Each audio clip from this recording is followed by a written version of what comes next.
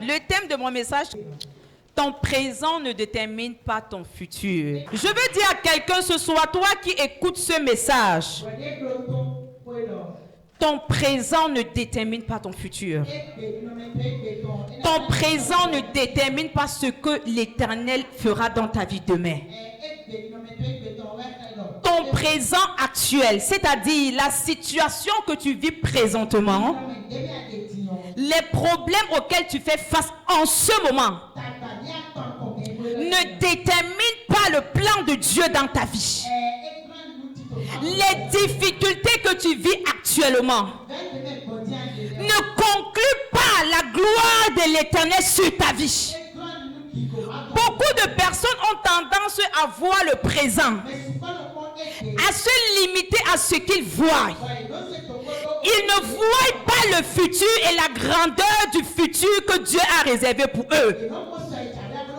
Je veux dire à quelqu'un ce soir, ce n'est pas parce que tu souffres en ce moment, ce n'est pas parce que tu es dans la douleur en ce moment, ce n'est pas parce que tu es dans la souffrance en ce moment que cela détermine que tu vivras cela demain, que cela détermine que tu vivras cela dans 2 ans, que cela détermine que tu vivras cela dans 3 ans.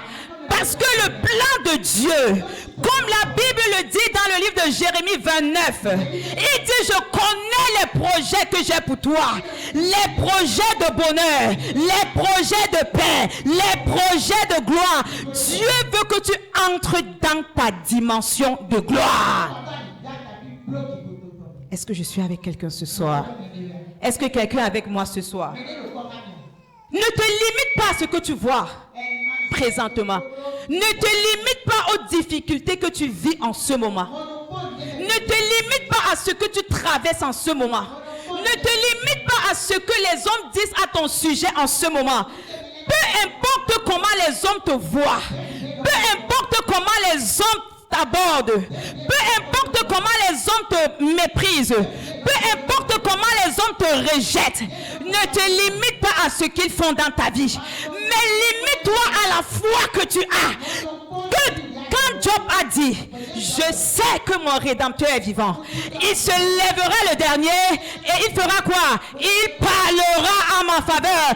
Ne te vois pas comme les hommes te voient, mais vois-toi comme Dieu veut que tu te voies. Est-ce que je suis avec quelqu'un ce soir? Est-ce que je suis avec quelqu'un ce soir? Est-ce que je suis avec quelqu'un ce soir qui croit que son présent ne détermine pas son futur? Si tu crois que ce que tu vis dans ta vie est perpétué, c'est une limitation à ton bonheur. Si tu crois que la situation présente dans ta vie est continuelle, tu limites l'action de Dieu dans ta vie. Aucun chrétien ne devrait croire, ne devrait accepter une condition de souffrance dans sa vie présente. Tu dois concevoir dans ton esprit que toute chose concourt au bien de ceux qui aiment Dieu. Dis à un voisin: toute chose concourt au bien de ceux qui aiment Dieu. Ça veut dire que tout ce qui t'arrive, tout ce qui vient dans ta vie, Dieu a un plan derrière. Il y a quelque chose que Dieu veut faire derrière cette chose-là. Ne conclue pas ta vie par rapport à ce que tu traverses en ce moment.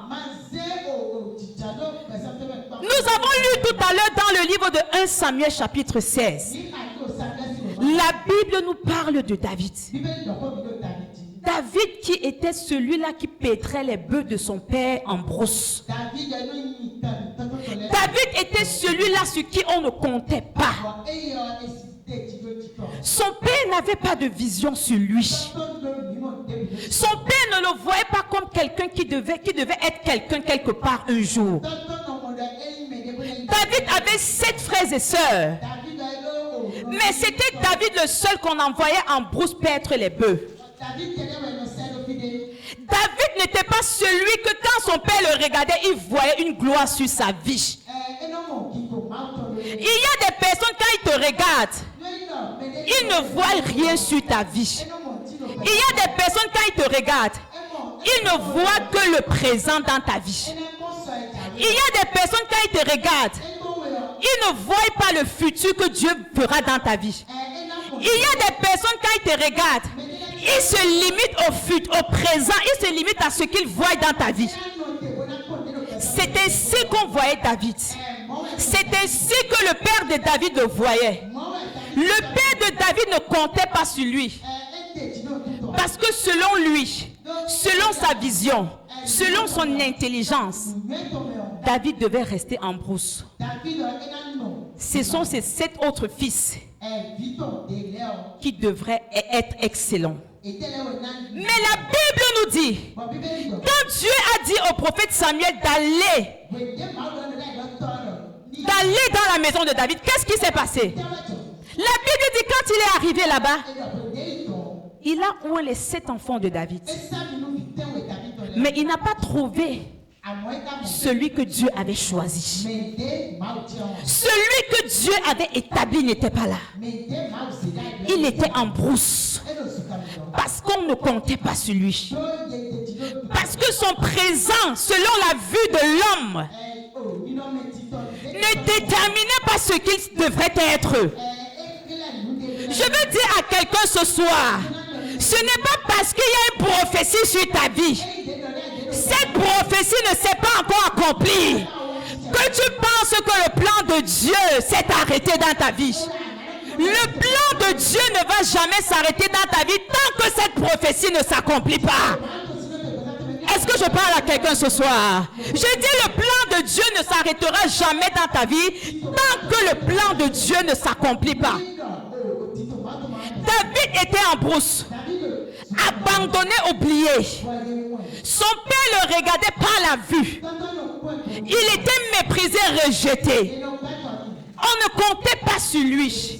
Il y a des personnes dans ta famille qui te méprisent aujourd'hui en fonction de ce qu'ils voient présentement, en fonction de la situation que tu vis actuellement, en fonction du problème que tu as en ce moment.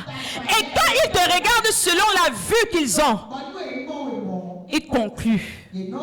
Ils disent non, si celui-ci est comme ça, si celle-ci est comme ça, qu'est-ce qui peut bien se passer jusqu'à ce que cette personne change la situation? Mais je suis venu dire à quelqu'un ce soir, le Dieu que tu sais est le Dieu qui crée les circonstances et les temps. Il est le Dieu capable de changer tout en son temps, en son moment et en son année. Et je viens déclarer dans ta vie ce soir, ton présent ne détermine pas ton futur au nom de Jésus. Ah, ton présent ne détermine pas ton futur au nom de Jésus. Ce que tu vis actuellement ne détermine pas ce que tu seras demain au nom de Jésus. Toi qui dis amen, tu reçois. Amen. Alléluia. La Bible dit que David était en brousse. Parce que quand Samuel est arrivé chez David, le père envoyait ses 7 filles. Quand il voulait verser l'huile, Dieu disait ce n'est pas lui. Quand il a fini, il a demandé, est-ce que tu as encore d'autres fils? Ça veut dire que le père avait oublié même qu'il avait un fils quelque part. Peut-être on t'a oublié à cause de ce que tu es aujourd'hui. On t'a négligé parce qu'on voit la condition présente que tu vis. On t'humilie à cause de ce que tu es en ce moment. Mais ce qu'ils ont oublié, ce que le Dieu que tu sais est le même hier, aujourd'hui et éternellement. Quand il est le même hier, ça veut dire que ce qu'il n'a pas fait aujourd'hui, il le fera demain. S'il ne fait pas demain, certainement, il le fera après-demain. Et je vois cette grâce te localiser au nom de Jésus. Est-ce que je parle à quelqu'un ce soir? David étant en brousse, quand on appelle David, je peux voir ses frères s'exclamer. Mais celui-ci qui chasse les bœufs, qui garde le troupeau de notre père, comment la royauté, comment c'est lui qu'on veut oindre? C'est pour ça que parfois il faut accepter qu'on t'humilie. Dis ça à ton voisin. Ah, Dis ça à un voisin. Toute humilité n'est pas mauvaise. Dis à un voisin, toute humilité n'est pas mauvaise. Il y a des humilités quand Dieu amène dans ta vie. Ou quand Dieu pousse les gens à t'humilier. Ou le diable pousse les gens à t'humilier. C'est parce que Dieu réserve une gloire qui va catapulter tes ennemis. Est-ce que je parle à quelqu'un ce soir? Il y a des humilités. Il y a des gens quand ils t'humilient. Dieu permet qu'ils t'humilient parce que demain il viendra célébrer ta gloire. C'est pour ça que quand on t'humilie, quand quelqu'un est orgueilleux vis-à-vis de toi, quand quelqu'un veut t'écraser, quand quelqu'un a des paroles ordurieuses vis-à-vis de toi, reste tranquille. Dis à ton voisin, blow dédé. Dis à ton voisin, blow dédé. Reste tranquille. Parce que la façade qu'il voit de toi présentement, c'est la façade de souffrance. C'est la façade d'angoisse, de trauma. Mais la façade qui ne voit pas, dis ça à ton voisin, la façade qui ne voit pas, c'est la façade du changement. Est-ce que je suis avec quelqu'un ce soir? Il y a des bons humilités. Il y a ce qu'on appelle la bonne humilité. Donc on te rabaisse, c'est même bon pour toi. Les gens te rabaissent, c'est bon pour toi. Ce n'est pas tous ceux qui t'ont humilié qui sont franchement même tes ennemis. Il y a des humiliations qui sont pour ta gloire. Je répète et je dis ce soir, il y a des humiliations qui sont pour ta gloire. La Bible nous dit que Anne, quand elle pleurait pour le fruit des entrailles, qu'est-ce que Pénina faisait? Pénina se moquait d'elle. Cette humilité, Dieu l'a acceptée parce que Dieu voulait faire quelque chose. Dieu voulait la donner dis à ton voisin, un Samuel. Un Samuel qui devait être les 10 enfants de Pénina.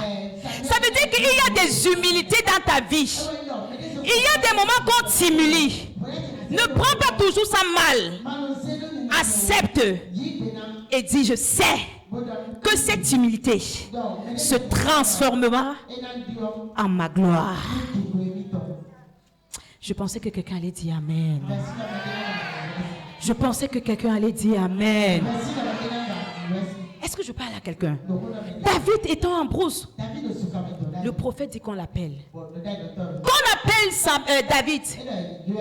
Quand il arrive auprès de Samuel, dès qu'il soulève la coupe d'huile, il verse. Je lui dis, c'est celui-ci. Et je veux dire à quelqu'un ce soir, par le manteau de Papa Kémo, ton futur sera glorieux au nom de Jésus. Ton futur sera glorieux au nom de Jésus. Ton futur sera glorieux au nom de Jésus. Ton futur sera glorieux au nom de Jésus. Peu importe pas ce que tu passes en ce moment. Peut-être que tu traverses des moments douloureux. Je veux te dire par le son de ma voix que ce moment est une étape pour l'entendre, pour entrer dans ta gloire au nom de Jésus. Tu entreras dans ta gloire au nom puissant de Jésus. Assieds-toi. La Bible dit que quand Samuel a oint David, il a établi la royauté sur la tête de David. David, que selon ses frères, ne pouvait jamais espérer le royaume. Ne pouvait jamais aspirer à la royauté. Le rejeté de la famille. C'est lui que Dieu a pris. Il est amené. Il a établi. Et je vois Dieu t'établir au nom de Jésus. Ne regarde jamais ce que tu vis présentement pour conclure ta vie. Ne regarde jamais la vie de quelqu'un pour conclure ta vie. Ne regarde jamais l'avancement de la vie de quelqu'un pour conclure ta vie. Parce que tu ne sais pas ce que Dieu te réserve. Tu n'as que tes yeux physiques pour voir ce que tu vis en ce moment. Mais est-ce que tu connais le plan de Dieu derrière ta souffrance? Est-ce que tu connais le plan de Dieu derrière ta douleur? Ne regarde pas simplement les moqueries des hommes sur ta vie, mais regarde aussi ce que Dieu veut faire de ces moqueries pour te positionner. Qui est avec moi ce soir? Est-ce que je parle à quelqu'un? Ton présent ne détermine pas ce que tu seras. La souffrance actuelle ne détermine pas ce que tu seras demain. Parce que ce que tu seras demain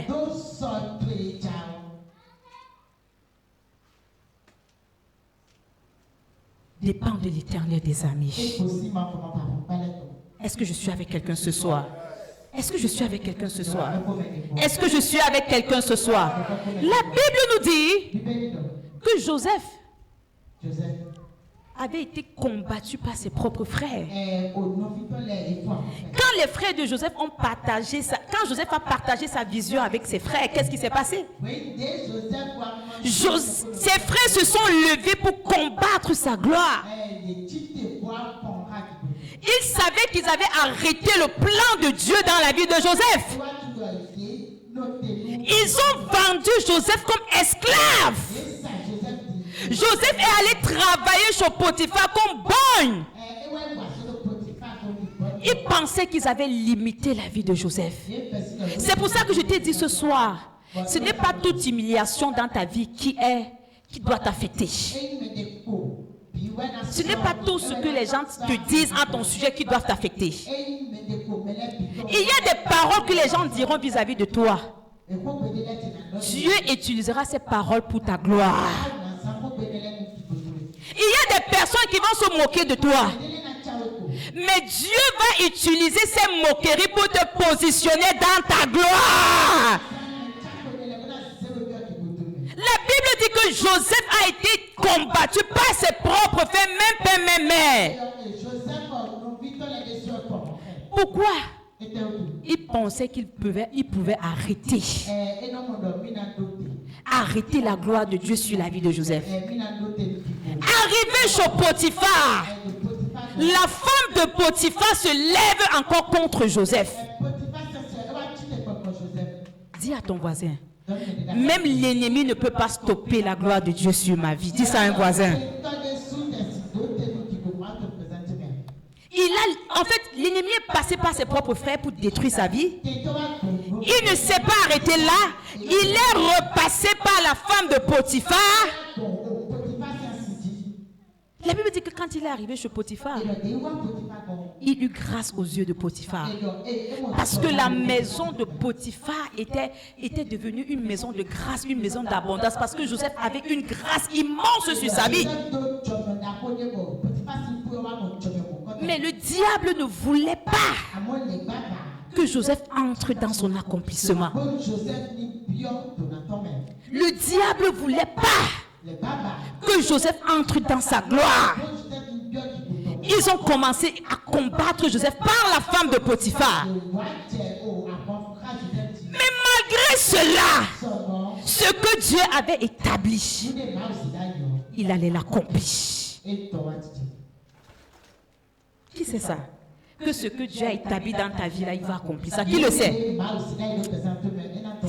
Qui le croit? Dis, c'est moi. Est-ce que je parle à quelqu'un? Joseph ne se gênait pas en prison parce qu'il savait que ce que Dieu a dit, il a déjà dit. Le diable peut s'agiter comme il veut. Il peut danser, il peut monter. Ce que Dieu a dit, il a dit.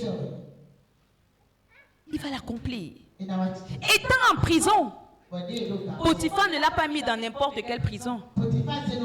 La Bible dit qu'on l'a mis dans la prison des rois.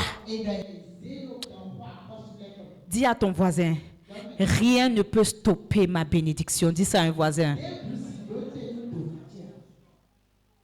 Rien ne peut stopper ta bénédiction, bien-aimé. Peu importe comment l'ennemi se lèvera, rien ne pourra stopper cela. Étant en prison, il a été toujours excellent. Il a toujours continué à faire l'œuvre que le Seigneur avait établie sur sa vie. Il a continué de traduire les rêves. jusqu'à ce qu'il ne sorte de la prison et qu'on l'établisse en tant que gouverneur. Je déclare dans la vie de quelqu'un ce soir, peu importe où l'ennemi a mis un point à ta vie, sous le manteau de papa, je viens mettre une virgule au nom de Jésus. Je viens mettre une virgule au nom de Jésus. Je viens mettre une virgule au nom de Jésus. Je viens mettre une virgule au nom de Jésus. Toi qui dis amen, ça te localise au nom de Jésus. Est-ce que je parle à quelqu'un? C'est toi. Les frères de Joseph pensaient stopper la bénédiction, la gloire de Joseph sur sa vie, en le vendant comme esclave. Mais ce qu'ils avaient oublié, c'est que le plan des hommes n'est pas le plan de Dieu. Dis ça à ton voisin, le plan des hommes n'est pas le plan de Dieu. Oh my God, les hommes peuvent t'humilier, les hommes peuvent te rabaisser, les hommes peuvent te calomnier, mais le plan de Dieu, peu importe les années qui passent, elle s'accomplira. Est-ce que je parle à quelqu'un? Elle s'accomplira, bien-aimé. Elle s'accomplira. Est-ce que je parle à quelqu'un? La Bible nous dit dans le livre de Marc chapitre 6, si je ne me trompe pas, la Bible dit que quand Jésus commençait son ministère, qu'est-ce qui s'est passé? Il était très jeune. On l'avait remarqué en tant que charpentier. Mais ce Jésus-là, sa venue a été annoncée par un ange. Mais quand il va au monde, il n'a pas commencé directement le ministère. Il n'a pas commencé directement l'œuvre de la croix. La Bible dit qu'il a commencé à suivre son père en tant que charpentier. Donc ce qui fait que quand Jésus a commencé à enseigner dans la synagogue, quand le regardant, le voyant, on disait, mais n'est-ce pas le charpentier, le fils de Marie, le fils de Joseph là-bas? Parce qu'on ne pouvait pas croire, Rabashata, que le fils d'un charpentier pouvait se lever, pouvait entrer dans une synagogue et prêcher les oracles de Dieu. On l'avait identifié selon le métier de son père. Mais ce que les hommes avaient oublié, c'est que peu importe ce que l'homme t'identifie avec, la grâce et la promesse de Dieu qui coule dans ta vie, elle s'accomplira toujours. Est-ce que je suis avec quelqu'un ce soir? Elle s'accomplira toujours. Elle s'accomplira toujours. Quand ils ont regardé Jésus prêcher, ils n'ont pas cru que c'était Jésus le charpentier. Ils ont dit, n'est-ce pas ce charpentier, le fils de Jésus, le fils de Joseph, le fils de, comment on l'appelle là, de Marie. On l'a identifié selon le métier de son père. Parce que c'était spectaculaire. Les gens n'y croyaient pas. On ne pouvait pas imaginer que dans cette famille, un enfant de cette grandeur, de cette intelligence, de cette capacité pouvait sortir de là. Et je viens déclarer, tu seras cet enfant au milieu de ta famille au nom de Jésus. Je dis, tu le seras au nom de Jésus. Est-ce que je suis avec quelqu'un ce soir? Ne limite pas ta vie. Ne limite pas ta vie. Ils ont regardé Jésus. Ils ont dit, ce n'est pas le fils du charpentier, ça? Peut-être on te regarde aujourd'hui et on te qualifie en fonction de ce que tu vis. Il y a des gens qui vendent tomates, on les appelle Mamie Tomato. Même quand Dieu leur bénit, on continue de leur qualifier avec le nom de Mamie Tomato. Même quand Dieu leur donne une Range Rover, on continue de les appeler Mamie Timatou.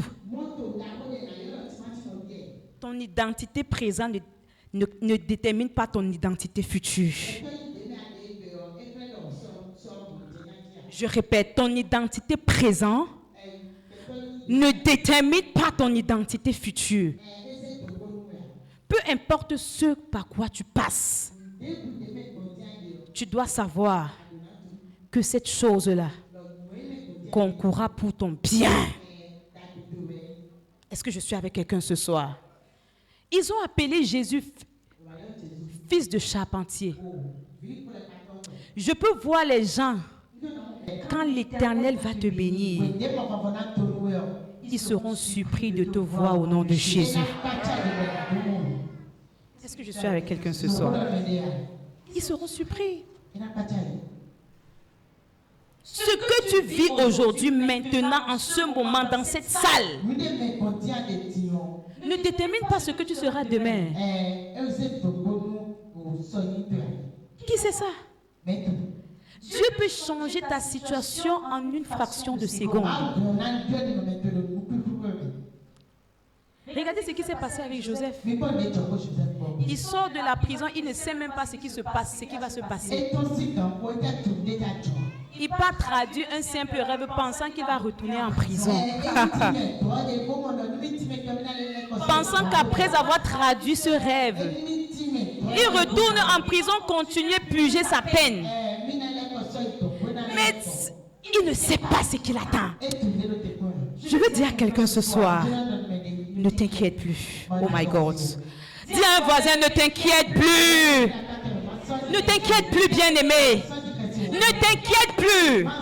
Je peux voir Joseph qui ne s'attendait pas à la royauté. Je peux voir David quand on vient l'appeler dans la brousse. Il sort dans la brousse tout sale. Il s'en va vers Saül. Il ne sait pas ce qui se... Je prophétise dans ta vie. Avant la fin de cette année, l'Éternel va te surprendre au nom de Jésus. Je dis, il va te surprendre au nom de Jésus. Il va te surprendre au nom de Jésus. Toi qui crois, reçois ça ce soir. Hey! Est-ce que je parle à quelqu'un ce soir? Je peux voir David sortir de la brousse, ne sachant pas où il va, ne sachant pas ce qui se passe. Bien aimé, quand Dieu veut changer ta vie, toi-même tu ne sais pas ce qui se passe. Qui c'est ça ici? Quand Dieu veut changer ta vie, il ne te montre même pas. Dis à ton voisin, il ne te montre pas. David sort de la brousse. On vient lui dire, ses frères viennent dire, on t'appelle. Il sort avec la saleté. Il dit, bon, je vais. Il ne sait pas ce qui se passe. Il est là, il sait que son rôle, c'est de perdre les bœufs de son père.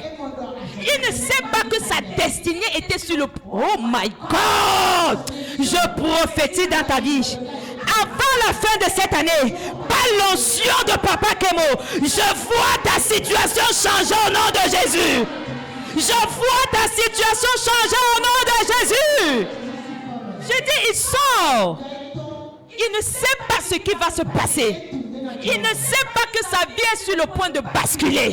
Il ne sait pas que d'une heure à l'autre, il sera sur le royaume. Il ne sait pas qu'il va gouverner un pays. Il ne sait pas que la gloire, il ne sait pas que les hommes viendront se prosterner. Oh my God, je vois tes ennemis se prosterner. Ah, j'ai dit, je vois tes ennemis se prosterner devant toi. David ne savait pas. Il ne savait pas ce qui allait se passer. Il ne savait pas que sa vie était sur le point de basculer. Il ne savait pas que c'était son moment. Il ne savait pas que c'était sa gloire. Il ne savait pas que c'était son heure. Mais c'était son heure. Je suis venu te dire ce soir, peu importe ce par quoi tu traverses, ton heure viendra. Oh, Yabashata là-bas. Est-ce que je parle à quelqu'un ce soir? Ton heure viendra. David, il sort de la brousse. Il sort, il ne sait pas. Il se dit peut-être que son père l'appelle pour une situation. Mais il arrive. Samuel, le prophète, dit, il lève la coupe. Il veut verser. Il entend la voix de Dieu. C'est lui.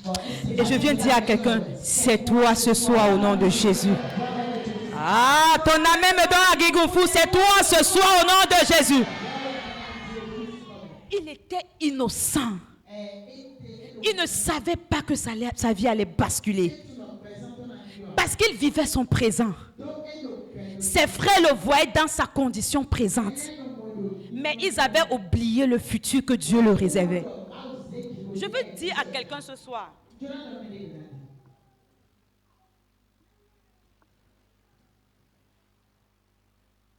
Évite de rabaisser les hommes. Dis ça à ton voisin. Évite. Évite d'humilier l'homme qui est comme toi. Que ce soit par les paroles, que ce soit par les gestes. Évite. Parce que le Dieu que nous servons, celui ou celle que tu es en train de rabaisser aujourd'hui,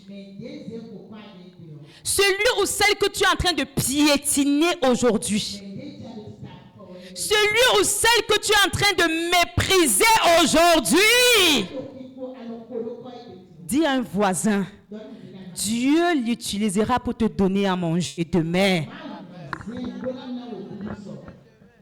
Qui c'est ça? Qui le sait?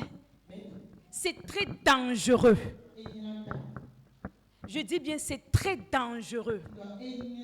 C'est pour ça qu'il y a un dicton qui dit qu'on connaît un homme quand il a... Dis à ton voisin, on connaît un vrai homme quand il a le quoi. Quand quelqu'un n'a pas l'argent, ne dis jamais que je le connais. Dis ça à un voisin, ne dis jamais que je le connais.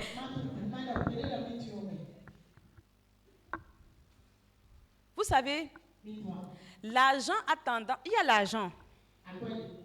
Il y a deux choses qui détruisent l'homme. Ce n'est pas trois, c'est deux. Il y a l'argent. Il y a la gloire. Parce que l'argent appelle la gloire. Et quand tu as l'argent, l'argent te montre que tu es au-dessus de tout le monde. Écoute très bien. L'argent te fait croire que tu peux acheter l'homme. L'argent te fait croire que tu as le pouvoir. Pourquoi l'argent te fait croire cela? Parce que quand l'homme voit que tu as l'argent, même sans t'aimer, il se soumet à toi. C'est pour ça que tu dois faire attention à ceux qui se soumettent à toi quand tu as l'argent. Dis ça à ton voisin.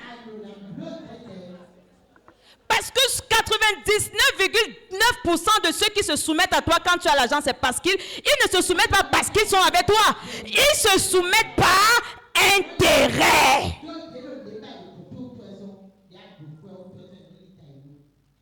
Est-ce que je parle à quelqu'un ce soir? Donc, faisons attention. La gloire est très bonne. Dis à ton voisin, l'argent est bon. Mais si l'argent te contrôle, évore. Dis à ton voisin, évore. Il y a des gens, quand ils dorment jusqu'à ils sentent qu'ils ont même 2 millions ou 10 millions. Dis à ton voisin, même la démarche change. La démarche change.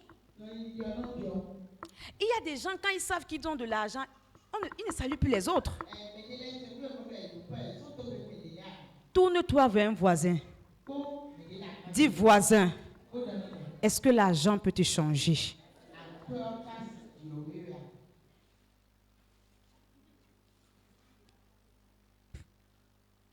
Il ne peut pas te répondre. Parce qu'actuellement, il n'a pas encore. Mais dès que son compte bancaire va chanter,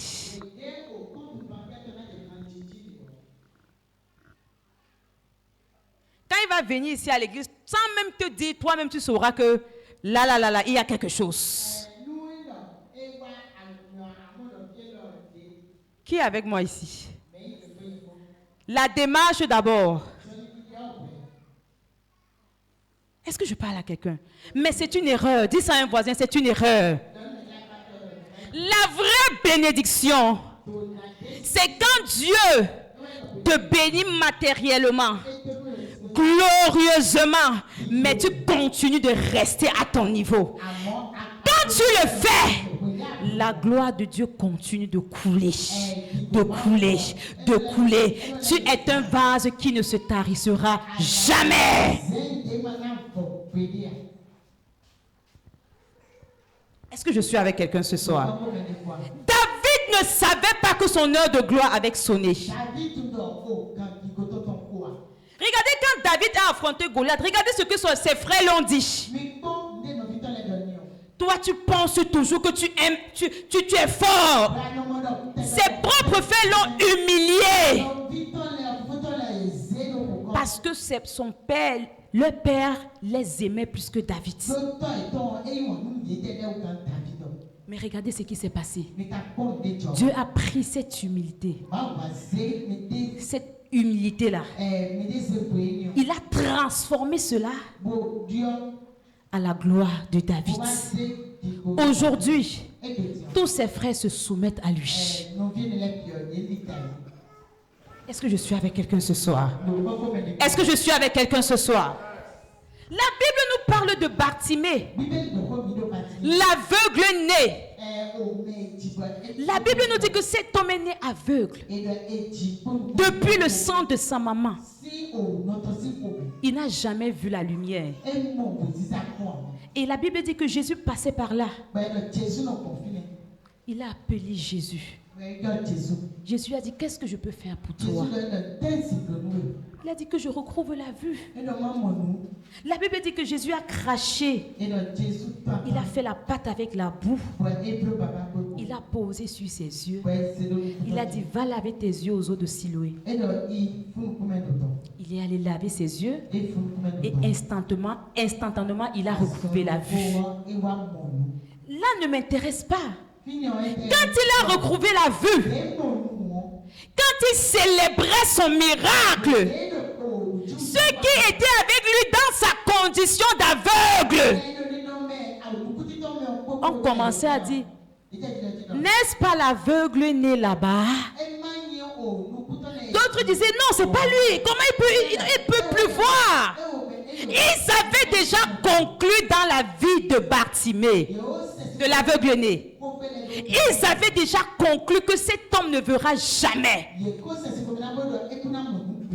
il est né aveugle depuis le sein de sa maman, il mourra aveugle. Ils avaient déjà une conclusion définitive pour ce monsieur. Il y a des gens ce soir il y a des personnes qui ont déjà conclu ta vie. Quand ils te voient, ils disent non, toi tu n'entreras jamais dans la maison d'un homme. Toi tu n'enfanteras jamais. Toi tu n'auras jamais. Toi tu ne voyageras jamais. Ça c'est la conclusion des hommes. Ce n'est pas la conclusion de Dieu. Parce que la conclusion de Dieu, c'est je sais les projets que j'ai formés pour toi. Les projets de paix, de bonheur et non de malheur. Est-ce que je parle à quelqu'un ce soir? Quand les ennemis de l'aveugle ont su que c'était lui qui avait recouvré la vue, ils ont commencé à lui poser la question. Mais qui est celui qui t'a fait recouvrer la vue? Tu as fait comment pour recouvrer la vue? Qu'est-ce qui s'est passé? Parce qu'ils avaient déjà conclu dans sa vie. C'est une erreur catastrophique pour un chrétien de rester comme ça jusqu'à d'accepter sa condition. Dis à ton voisin, n'accepte jamais ta condition. Il y a des conditions dans ta vie que tu ne dois pas accepter. Qui c'est ça? Il y a des conditions dans ta vie que tu ne dois pas accepter. Si ce monsieur allait vers Jésus, ça veut dire qu'il croyait toujours qu'il y a une solution à son problème. Si ce monsieur est allé vers Jésus, ça veut dire que le fait qu'il soit né aveugle n'arrêtait pas sa vie sur la terre. N'arrêtait pas sa destinée sur la terre. Il y a des chrétiens, quand ils vivent des petites situations, ils concluent. C'est toujours comme ça. Ça vient toujours comme ça. J'ai toujours vécu ça. C'est une erreur. C'est une erreur, bien-aimé. Dans son aveuglement, il savait que quelque chose allait se passer. Et c'est surprenant. Parce qu'après que l'Éternel ait fait ce miracle dans sa vie, les gens se sont exclamés. Pourquoi? Parce qu'ils ne s'attendaient pas. Il ne savait pas que ce monsieur pouvait retrouver la vie un jour. Il y a des gens qui voient ta vie en ce moment, qui se disent que non, cette personne est limitée. L'esprit de limitation a déjà limité sa vie. L'esprit du célibat a déjà limité sa vie. L'esprit de stérilisation a déjà limité sa vie.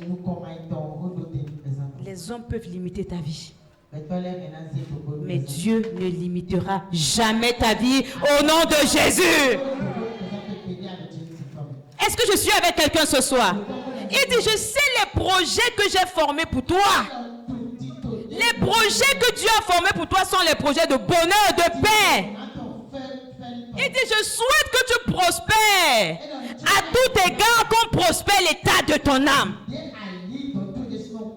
Il dit, je souhaite, Dieu veut que tu prospères. Si tu ne prospères pas aujourd'hui, certainement demain tu prospéreras. Si tu n'as pas aujourd'hui, certainement demain tu en auras. Si rien ne va aujourd'hui, certainement demain ça ira.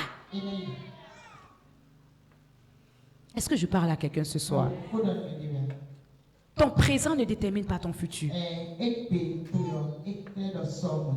Ne te vois pas aujourd'hui parce que tu n'as pas de véhicule. Tu te dis non. Je n'aurai jamais de véhicule à mon âge. Qui t'a dit? Après la promesse d'Abraham, ça a pris du temps.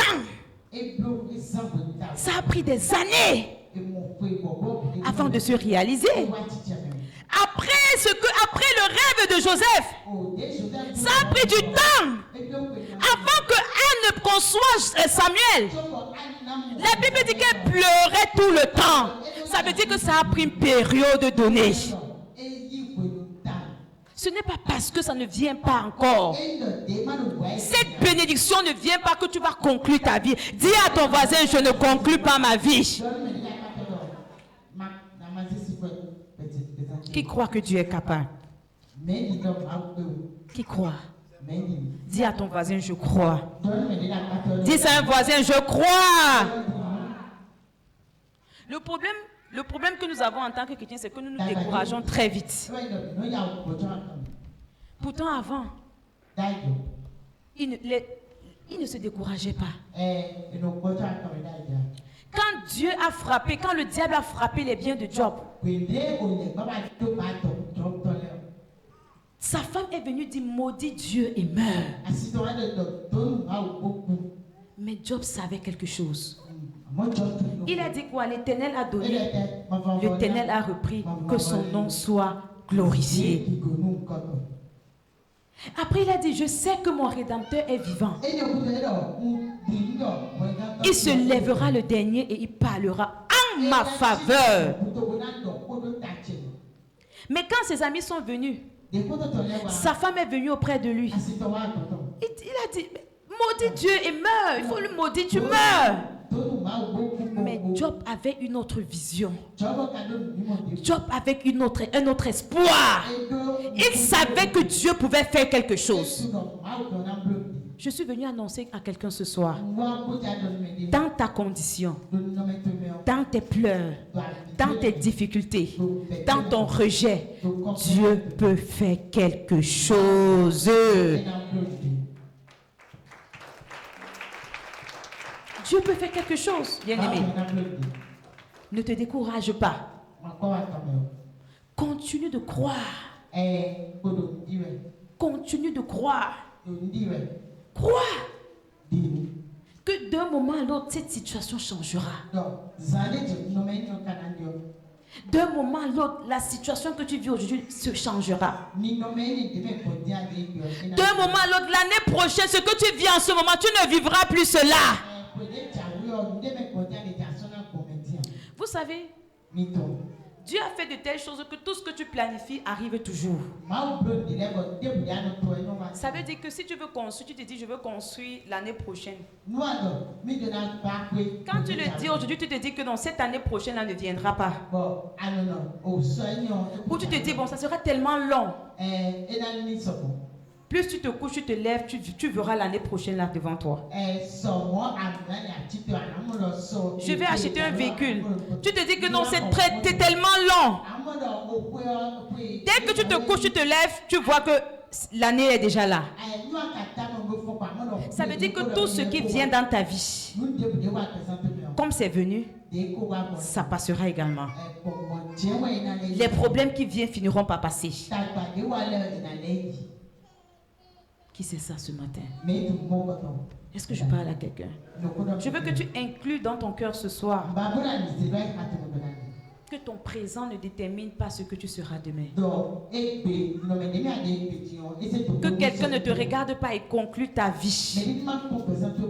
Que toi-même, par tes souffrances, par ce que tu traverses, tu conclues ta vie. Non! Esther n'a pas conclu sa vie en se présentant devant le roi. Elle n'avait ni père, ni mère, ni d'éducation. Elle n'avait pas de diplôme. Mais elle s'est présentée devant le roi. Est-ce que je parle à quelqu'un? Est-ce que je parle à quelqu'un? Je veux que tu aies cette foi-là. Que même si ça ne va pas ce matin, demain ça ira. Et c'est pour ça que la Bible dit, ne vous inquiétez point du lendemain, car le lendemain prendra soin d'elle-même. À chaque jour suffit sa peine. Ça veut dire que ce que Dieu n'a pas fait ce matin, demain, il le fera. Est-ce que je suis avec quelqu'un ce matin? Alléluia. Demain, il le fera. Ne limite plus ta vie. Ne conclue pas ta vie. Ne sois pas incrédule face à la gloire de quelqu'un. Ne sois pas découragé face à la bénédiction de quelqu'un. Ne vois pas la bénédiction de quelqu'un et que ça te gêne. Tu te dis, mais depuis des années, je me bats, je fais tout, mais je ne suis pas encore à ce niveau. Papa nous a dit ici là que qu'est-ce qui te fait croire que quand cette personne sera à ce niveau, Dieu viendra te faire passer au devant de cette personne. Ce que tu es en train de convoiter aujourd'hui, Dieu a pour projet plus grand que ce que tu convoites aujourd'hui. Le problème que nous avons, c'est que nous regardons ce qui est devant nous. Nous ne regardons pas ce qui est devant. Tu regardes le présent. Tu ne regardes pas le futur. Tu regardes la situation que tu vis. Tu ne regardes pas ce que Dieu fera demain. Tu regardes les douleurs d'aujourd'hui. Mais tu oublies que Dieu passera par ces douleurs-là pour te rendre fort, pour te positionner dans ta gloire. Parfois, il est nécessaire de pleurer pour entrer dans certaines dimensions. Il est parfois nécessaire de manquer 100 francs pour entrer dans une autre dimension. Il est nécessaire que les hommes t'humilient pour entrer dans une autre dimension. Il est possible que les hommes te voient et te disent, toi là, tu vas marcher à pied jusqu'à l'an 2080. Mais après, Dieu le supprime. Il est nécessaire que quand on te regarde, on n'a pas d'espoir sur toi. Il est nécessaire que quand on te voit, on se dit, non, toi, si tu n'es pas quelqu'un qu'on peut considérer. Mais après, Dieu vient le confondre. Dis à un voisin, Dieu confondra tes ennemis. Est-ce que je parle à quelqu'un? Est-ce que vous avez déjà vu une femme qui cherche le fruit des entrailles, comment on s'est moqué d'elle? On l'a humiliée, on l'a rabaissée, on l'a injuriée, on l'a insultée. Pendant qu'ils sont en train de jubiler de sa stérilité, Dieu est en train de travailler derrière pour sa fécondité. Et pendant qu'il ne s'y attend pas, il vient, il constate simplement le ventre qui pousse devant. Je vois cette gloire te localiser au nom de Jésus. Il est nécessaire parfois qu'on te rabaisse pour faire éclore la gloire qui est en toi. Il est nécessaire qu'on t'humilie pour faire éclore la gloire qui est en toi. Est-ce que je suis avec quelqu'un ce soir? Regardez l'amour de Joseph. Après que ses frères l'ont fait tout cela, quand il partageait le riz, quand il donnait à manger, ses frères sont venus, ils se cachaient le visage, ils avaient honte. Mais Joseph a dit, mais est-ce que ce n'est pas vous, mes frères? Ils leur ont donné à manger. Il les a accueillis. Il a oublié tout ce qui s'était passé. Mais il fallait qu'il passe par là. En fait, Dieu a fait cela pour que ses frères viennent assister à sa gloire. Il y a des choses qui se passent dans ta vie aujourd'hui, tu ne comprends pas, mais demain tu comprendras.